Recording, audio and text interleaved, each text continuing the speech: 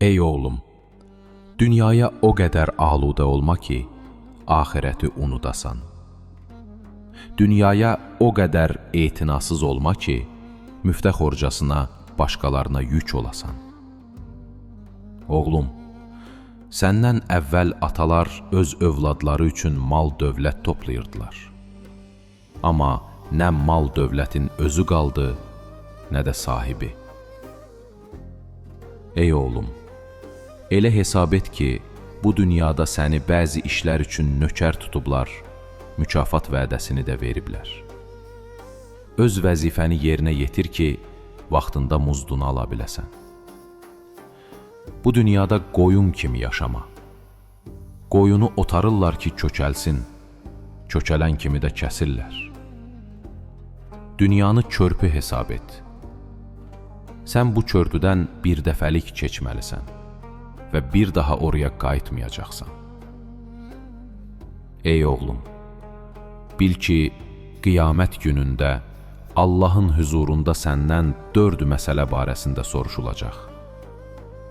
Cavanlığını hansı yolda keçirmisən? Ömrünü nəyə sərf etmisən? Mal-dövlətini hardan qazanmısan və nəyə xərcləmisən? Həmin gün suallara cavab vermək üçün indidən hazırlaş.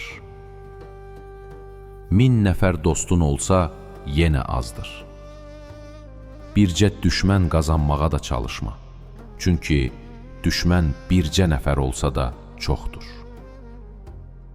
Ey oğlum, heç vaxt yalnız buna görə elm öyrənmə ki, alimlərin qarşısında öyünəsən, səfehlərlə mənasız mübahisələr aparasan, məclislərdə özünü göstərəsən.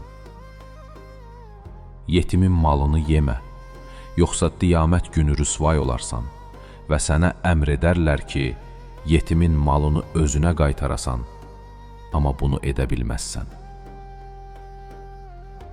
Günahlardan tövbə etməyi təxirə salma, çünki ölüm qəfil gəlir. Ey oğlum, hər kim, ey Allah, bağışla desə, günahları bağışlanmaz. O adamın günahları bağışlanır ki, Allahın əmrlərinə əməl edir.